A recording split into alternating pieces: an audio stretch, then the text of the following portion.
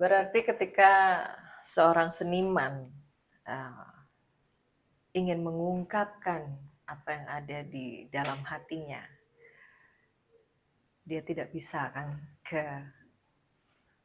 menunjukkan ke orang banyak karena mutlak adanya di depan orang banyak menghibur, Ya, ya, menghibur dan menghibur, membawa manfaat. Ya. Cuma di orang tertentu aja yang dia bisa bercerita. Artinya ketika dia mempraktekkan, entah itu sebagai penyanyi, entah itu pelukis, ya, apapun, entah itu penari, apapun bidangnya, disitulah tempat untuk mengekspresikan. Ya, dengan apa yang dia bawakan, atau dengan apa yang dia mainkan. Makanya bergetar. Ketika dia memuji, berasa memujinya. Ketika dia marah, berasa marahnya. Ketika dia sedih, berasa sedihnya. Karena apa yang dia bawain itu perwakilan apa yang dia rasakan dan alami.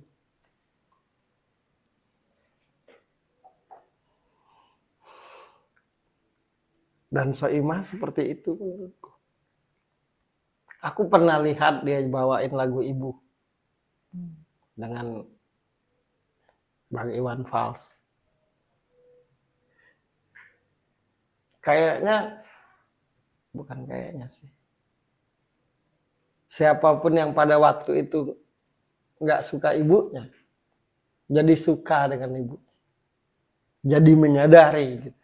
Nah, nyampe kan berarti. Seorang seniman sejati itu tidak dibuat-buat. Itu seniman sejati. Jadi dia memuji, ya memuji dengan jujur. Marah dia dengan jujur. Senang dia dengan jujur. Sedih dengan jujur. Dan itulah Soimah menurutku.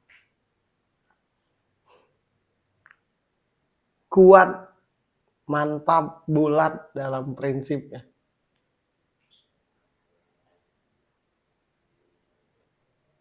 Satu lagi. Menurut yang gue lihat dan rasakan, Soimah itu salah satu pribadi yang spontanitas.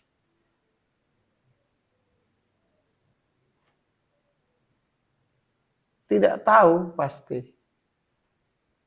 apa yang harus dia persiapkan ketika ingin tampil. Tapi begitu sudah tampil, tahu apa yang harus dia lakukan dan tidak. Nah, itulah seniman sejati.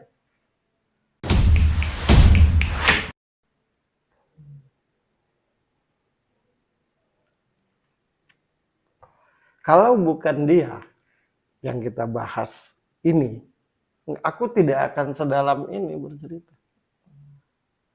Tapi pasti banyak orang bertanya-tanya kan ngelihat Soimah itu something. Nah, makanya aku ceritakan supaya ada kewajaran. Ya iyalah, siapapun. Satu lagi, seorang seniman sejati itu, walau dia tidak mau, walau dia menyembunyikan diri, tetap saja di keramaian itu menjadi dominan. Bukan ingin dominan. Sebisa mungkin menyembunyikan diri. Tetap aja terlihat. Dan menjadi dominan. Yang tidak paham, pasti nanti nilainya jelek. Tapi yang paham, kayak aku misalkan paham, aku paling nyengir.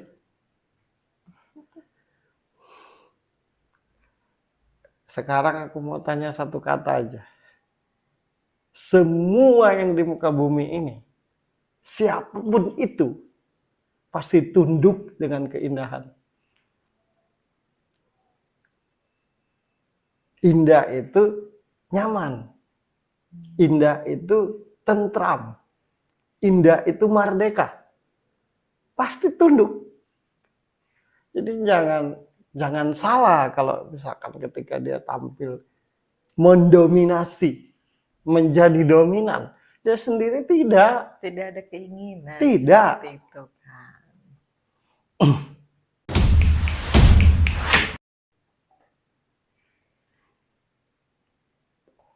Seorang seniman sejati, niat dan tekadnya ketika dia tampil atau menampilkan sesuatu, bagaimana caranya orang terhibur.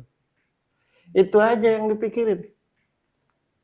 Tidak lebih dari itu. Ketika orang terhibur, senang, bahagia, itulah kebahagiaan seorang seniman. Uang, efek. Ya pasti, namanya orang pasti butuh dia untuk menghibur. Tapi seorang seniman sejati, kebahagiaan tertingginya, kebahagiaan hidupnya adalah ketika orang terhibur. Bahagia karena terhibur, senang karena terhibur, nyaman karena terhibur. Itulah kebahagiaan seorang seniman sejati. Dan menurutku Soimah seperti itu. Aku tidak mengenalnya. Aku hanya tahu karena menonton di televisi. Tapi menurutku dia seperti itu.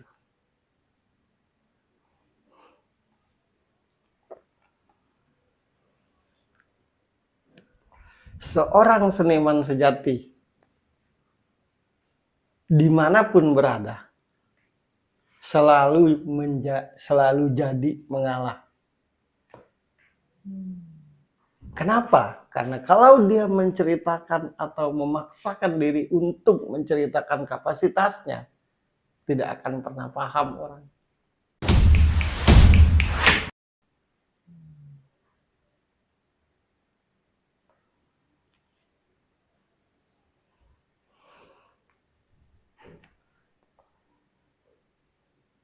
Itulah Soimah.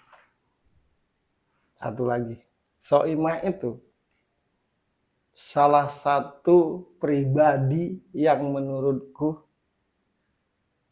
punya rasa bersyukur yang dalam kehidupan. Tampaknya aja dia.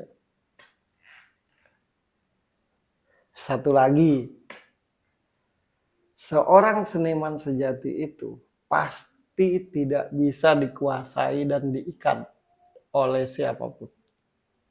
Karena tidak akan indah kalau tidak merdeka.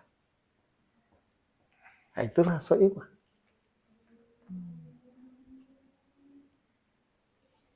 Mau dekat atau tidak dengan orang seperti Soimah, tinggal tergantung niat hati kita ini. Satu. Yang kedua, tinggal tergantung kepribadian kita.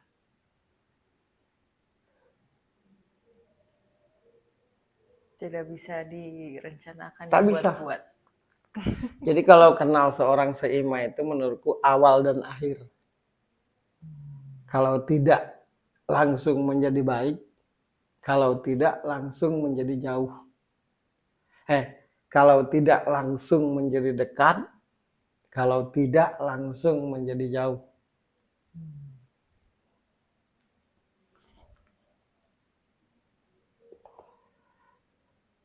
Dan menurutku dia bukan pribadi pendendam. Tapi kalau sudah memutuskan tidak, sampai kapanpun tidak.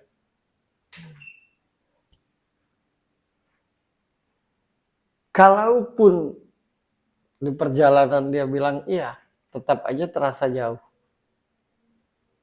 Karena hatinya yang tidak. Mulutnya terpaksa iya, karena menyesuaikan. Daripada terjadi kontra. Enggak menghindari perdebatan. Nah, Perdebatan kata-kata.